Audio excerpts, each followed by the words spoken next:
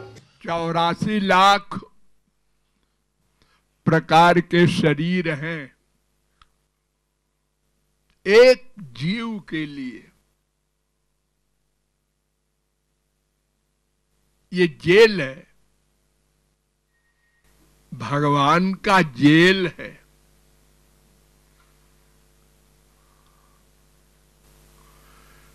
इसमें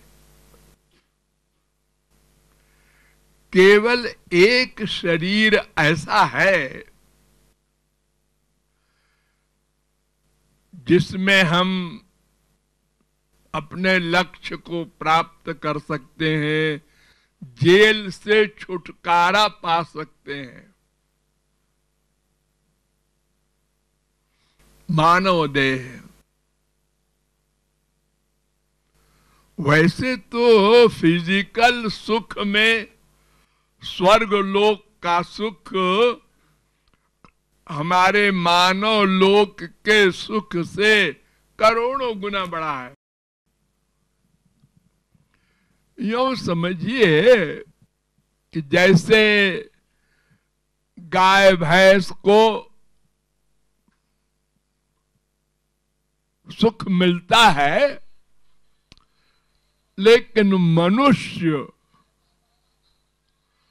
उनके सुख को देखकर तरस खाता है। क्या बेचारे दुखी हैं। देखो, ये कुत्ते बिल्ली एक रोटी के लिए दिन भर दौड़ते रहते हैं, न रहने का ठिकाना है, न कपड़ा इनके पास है, जाड़े में ठिठुरते हैं। बहुत से जीव मर जाते हैं बरसात में ही।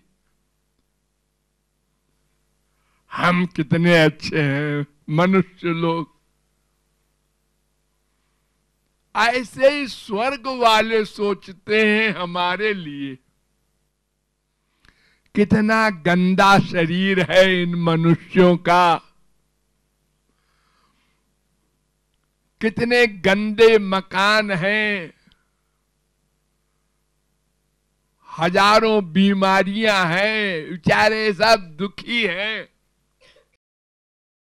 हम लोग दिव्य शरीर वाले, कमाने की जरूरत नहीं, सोचा और सामान आ गया।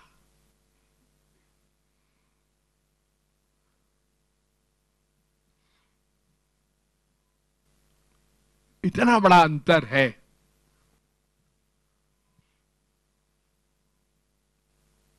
लेकिन वहां साधना करने का अधिकार नहीं है।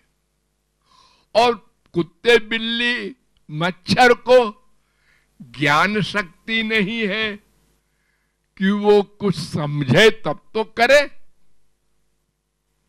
मनुष्यों में भी कोई मनुष्य तभी तो कुछ कल्याण अपना कर सकता है जब समझे। कोई पैदा होते ही तो ज्ञान हो नहीं जाएगा। काका गागा भी नहीं जानता कोई पैदा होने पर।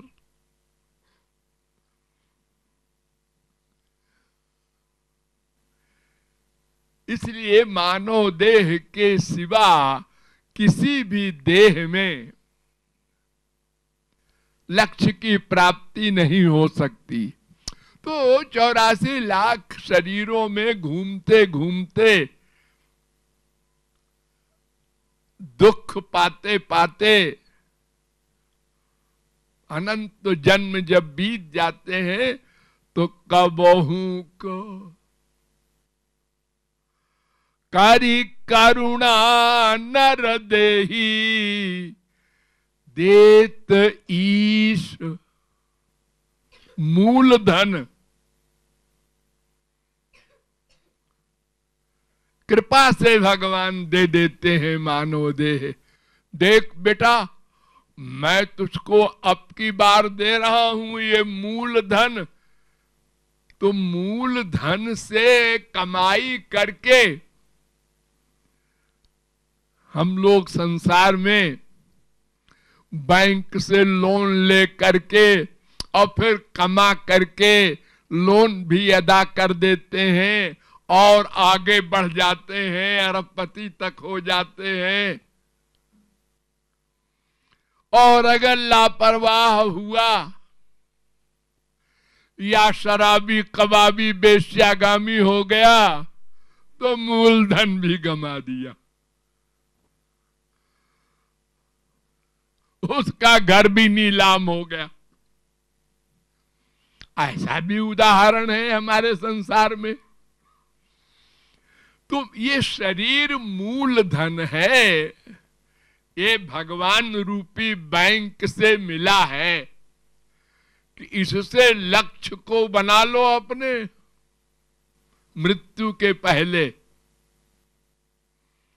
और ये भी नहीं बताया भगवान ने कि कब मृत्यु होगी, उसके पहले बना लो। अगर ये बता देते तो पता नहीं हम कितना पाप कर बैठते। क्यों? इसलिए कि अगर हमको ये पक्का मालूम हो जाए हम 76 साल तो कंपलसरी रहेंगे, तो हमने कहा फिर क्या है, मनमाना करो। 76वां साल जब आएगा तब एकदम राधे राधे राधे राधे लगातार करके लक्ष्य को प्राप्त कर लेंगे। देखो बच्चों को मालूम रहता है कि 24 मार्च को हमारी परीक्षा होगी, तो जुलाई से लापरवाह रहते हैं। अरे अभी क्या जल्दी है, पढ़ लेंगे। और जब 1-2 महीने रह गया तो सारी रात चाय पी पी के जागते हैं। अरे आ गया, अरे कल इम्तिहान है। तो कुछ भरोसा नहीं, पैदा होते ही छिन जाए मूलधन। 1 साल का हो के 10 साल का हो के पढ़ लिख के तैयार हो गया और तत्व ज्ञान भी गुरु से मिल गया और साधना करने जा रहा था, मर गया। ये ठीक है कि तत्व ज्ञान हो जाने पर फिर उसको मानव देह कंपलसरी मिलेगा, लेकिन अगर तत्व ज्ञान भी नहीं हुआ है, पेट पालने में ही, परिवार के पालने में ही सब मूलधन समाप्त किया है, तन मन धन, तो फिर जाओ 84 लाख में, छिन गया मूलधन।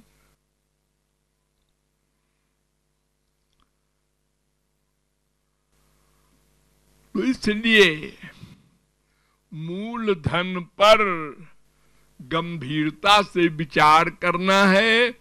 साथ ही नंबर 2 भी, क्या कि पता नहीं कब छिन जाए। लाओ वापस करो मूलधन। एक मजिस्ट्रेट थे प्रतापगढ़ में, उनका नाम था ओम प्रकाश। उर्मिला माथुर जानती हैं। वो बता रहे थे कि मैं इम्तिहान दे रहा था मुंसिफी का और सोचने लगा और नींद आ गई। और अलार्म हो गया जब कि टाइम हो गया तो हमको जगाया गया। क्या सो रहे हो भाई? अरे टाइम हो गया, कॉपी लाओ। अरे ना मैंने तो लिखा ही नहीं। उससे क्या होता है, अब तो टाइम हो गया। ऐसे ही हम लोग कर रहे हैं, सो रहे हैं। पिताजी से प्यार करेंगे, गोद में लेटेंगे, मम्मी से करेंगे, बीबी से करेंगे, बेटा बेटी से करेंगे। बड़ा इंजॉयमेंट हो रहा है, इंजॉयमेंट। ये लापरवाही। वो मूलधन कहाँ है? वो जा रहा है, नष्ट हो रहा है। 20 साल बीत गए, 40 बीत गए, 50 बीत गए। अरे अब तो कर। अरे कर लेंगे भाई, कितनी क्या आफत आई है, जरा ये काम तो कर ले पहले। अभी बेटा छोटा है, व्यापार तो करने लगा। अरे करने लगा लेकिन अभी बच्चे ही है, अभी उतनी नॉलेज थोड़ा ही है उसको। तो तुम्हारे बराबर नॉलेज तो उसको तुम्हारे मरने के बाद होगी, उसके पहले हो नहीं सकती। कोई बाप अपने बेटे को अपने बराबर काबिल तो मानेगा नहीं, बच्चे ही है अभी। हाँ? कितने काबिल हो जाए बेटा। अरे कितने बाप भिखारी थे, बेटे करोड़पति हो गए। संसार में आप लोग देखते ही हैं। तो मूलधन मानव देह सर्वोच्च, न मानुषम बिनान्यत्र तत्वज्ञानं तु लभ्यते। वेद व्यास ने चैलेंज किया है, मानव देह के बिना तत्व ज्ञान नहीं होगा, और किसी देह में भी। इसलिए उधार नहीं करना है। तन मन धन तीनों का भगवत विषय में ही जितना क्षण उपयोग हो जाए वही जीवन है, और बाकी तो पशु से बदतर जीवन है। जो सुख गाय को हरी घास में मिलता है वही आपको हलवा पूरी में मिलता है, सुख में अंतर नहीं है। वो गाय जैसे अपने बछड़े को चाटती है और सुख मिलता है, ऐसे आप अपने बेटा बेटी का मुख चुंबन करके सुखी होते हैं। सुख बराबर है, देखने का अंतर है खाली। तो ये विषय सुख जो है इंद्रियों का, ये जो पशुओं को मिलता है वो आपसे ज्यादा अच्छा है, क्योंकि उनकी दुनिया लंबी चौड़ी नहीं है और आपकी दुनिया बड़ी लंबी चौड़ी है। एक मकान है, दूसरा बनाओ, तीसरा बनाओ। एक गाड़ी है, दूसरी लो, तीसरी लो। एक बेटा है, एक बेटा और करो। अबे 4, 6, 8, 10 परिवार, बेटे के बेटा बेटी के बेटा, सब में अटैचमेंट कर लो ताकि भगवान में मन जाने न पावे। ऐसी गलती न कर बैठना, इसी में उलझाए रहो मन को, ताकि मरने के बाद इन्हीं के बेटे बनो। अब हमारे बाप हो गए। इतनी बड़ी असावधानी, लापरवाही।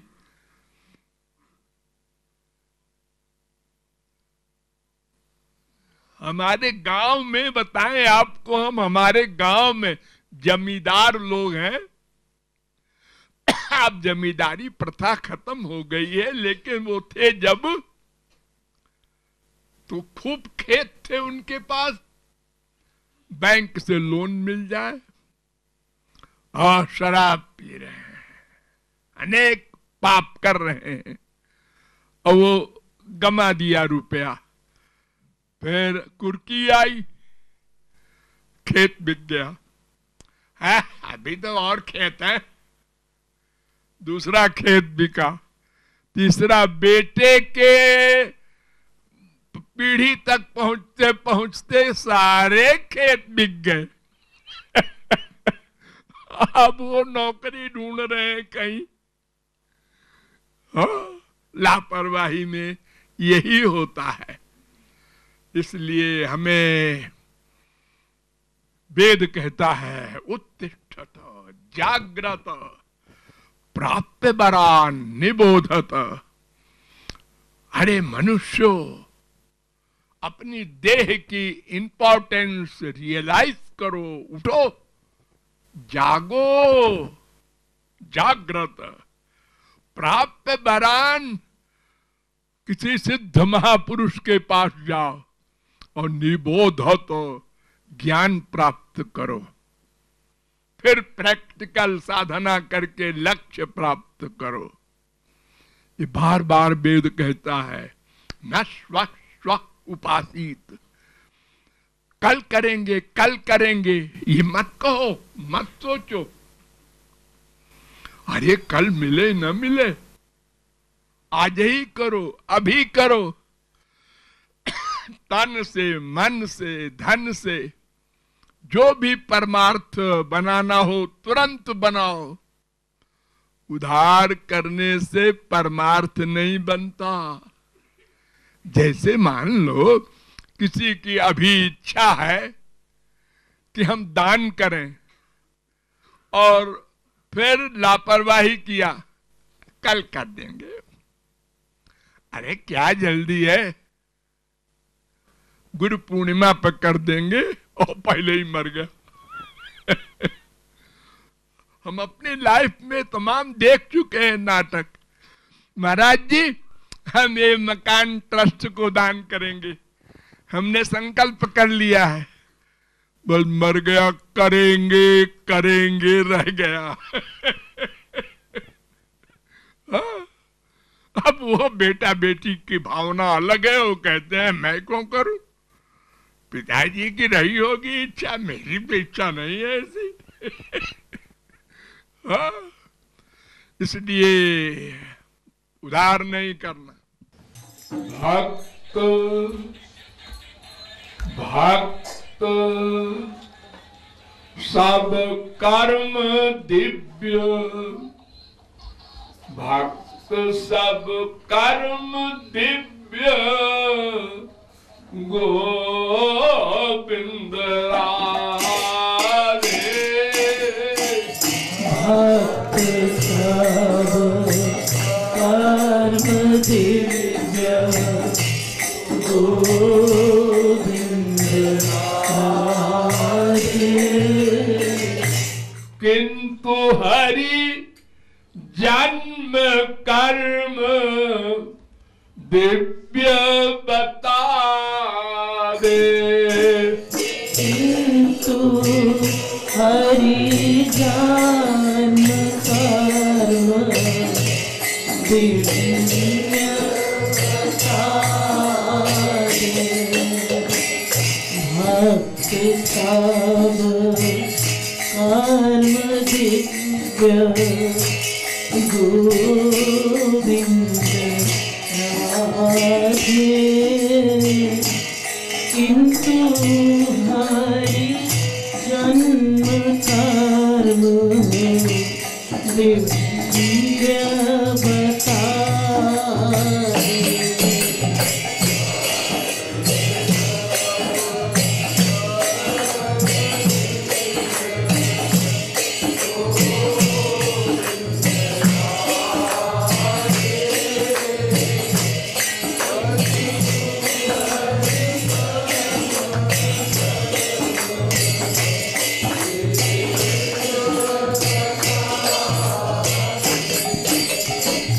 भक्त एवं भगवान में क्या कुछ भेद है?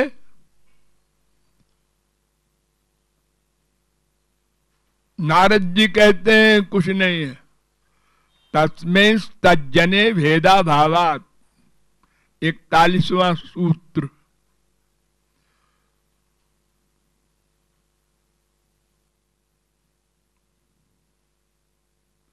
यथा गुरु तथैवेशो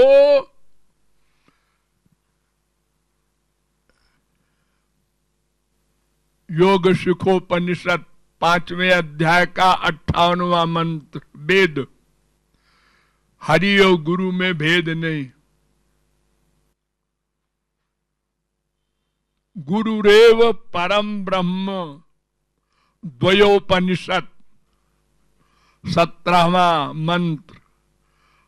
अद्वैत तारकोपनिषद में भी ये मंत्र है, 17वां मंत्र। गुरुरेव हरि साक्षात ब्रह्म विद्योपनिषद का 31वां मंत्र।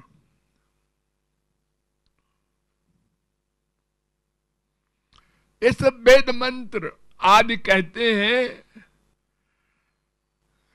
कि हरि गुरु में, हरि और हरि भक्त में भेद नहीं है।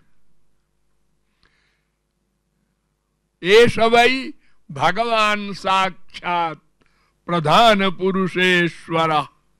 भागवत 7:15-27। आचार्यम माम विजानीयात। भागवत 11:17-27। यस्य साक्षात भगवती ज्ञानदीप प्रदे गुरौ। 7:15-26।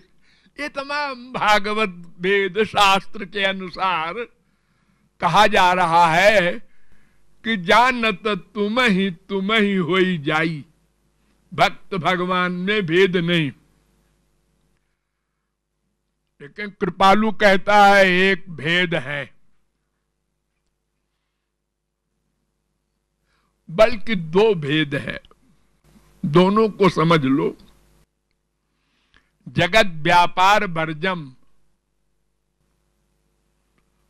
4 अध्याय के 4 पाद का 17वां ब्रह्म सूत्र वेदांत कि सृष्टि करने का काम केवल भगवान करते हैं। किसी महापुरुष को, किसी भक्त को यह काम नहीं देते। संसार प्रकट करना, संसार में व्याप्त होना, संसार को गवर्न करना और संसार को अपने में लीन कर लेना प्रलय में, ये सब काम भक्त नहीं करता, भगवान करते हैं। दूसरा अंतर, भगवान जब संसार में आते हैं, जन्म लेते हैं, तो भगवान ने स्वयं कहा है गीता में, जन्म कर्म च मे दिव्यम। 4:9। मेरा जन्म भी दिव्य है, कर्म भी दिव्य है।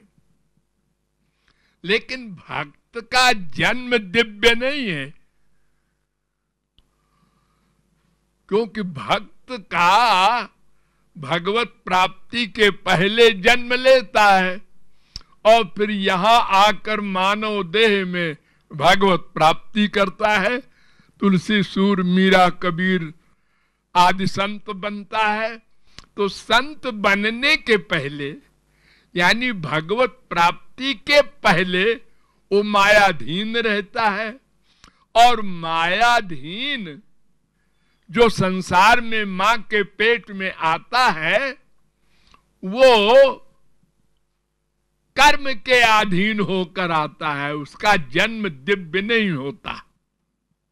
लेकिन भगवत प्राप्ति के बाद जब उसका नाम भक्त हो गया, संत हो गया, तब से उसके कर्म दिव्य हो जाते हैं, फिर वो भगवान के बराबर हो जाता है। नंबर 3, जो अवतारी महापुरुष होते हैं, 2 प्रकार के संत होते हैं। कुछ संत गोलोक से आते हैं अवतार लेकर के, गोपियां भी आती हैं, माधुर्य भाव के भी संत आते हैं, दास्य भाव के भी, सख्य भाव के भी। तो जो अवतार लेके आते हैं वे स्वेच्छा से आते हैं, कर्म बंधन में नहीं आते। वो जेल में कैदी बनकर नहीं जाते, जीव कल्याण के लिए आते हैं, तो उनका जन्म भी दिव्य है। अवतारी महापुरुषों का जन्म भी दिव्य, कर्म भी दिव्य। लेकिन जिसने यहां जन्म लेने के बाद भगवत प्राप्ति की, उसका कर्म दिव्य, जन्म दिव्य नहीं। और भगवान का सदा ही जन्म भी दिव्य, कर्म भी दिव्य। और एक अंतर और, भगवान का शरीर भगवान है और भक्त का शरीर भक्त से पृथक है। यानी शरीर और शरीरी में भगवान के भेद नहीं है, भगवान ही शरीर बन गए अपना। लेकिन भक्त का शरीर दिव्य है गोलोक में, लेकिन शरीर अलग है और वो भक्त उसके अंदर बैठा है आत्मा रूप से। इतना भेद है, ये बारीक भेद है।